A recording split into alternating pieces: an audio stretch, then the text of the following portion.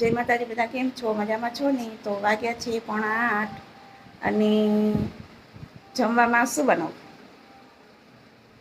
તો બાજરાના રોટલા કરવા છે અને વળીનું શાક કરવું છે.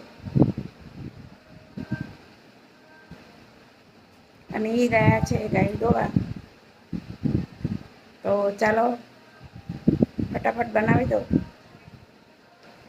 તો વડીનું શાક બનાવવા માટે આપણે વડી, સોયાબીનની વડી છે ને, એને ખાયણીમાં કૂટી નાખી છે અને ટમેટાં ઝીણા સુધાર્યા છે, ડુંગળી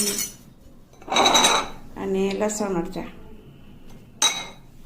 વઘાર માટે તેલ મૂકીએ છીએ.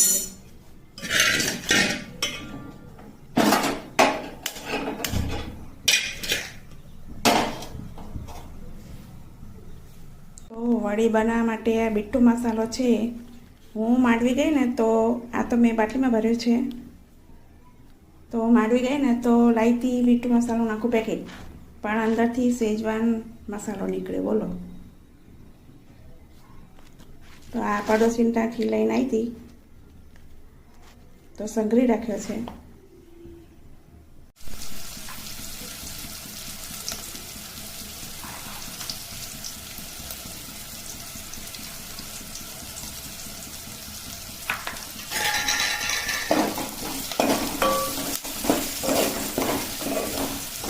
આમાં લવિંગ, બાદિયાને બધું નાખીએ ને તો બહુ મસ્ત લાગે, પણ હું નહીં નાખી, કારણ કે પછી કેટલું ગરમ કરે. ગરમ મસાલો તો હોય, બહુ તીખું ના હોય, પછી એસિડિટી થાય.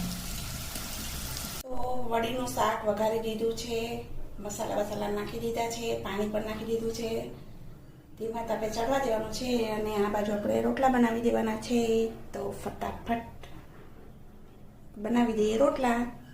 આમાં અમે થોડા ગાંઠિયા નાખ્યા છે. એનું કારણ એ છે કે ગ્રેવી થોડી ઘટ્ટ થાય.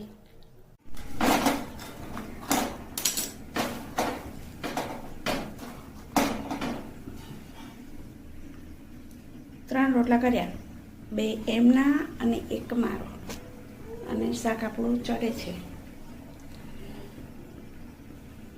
બહુ ગરમી છે.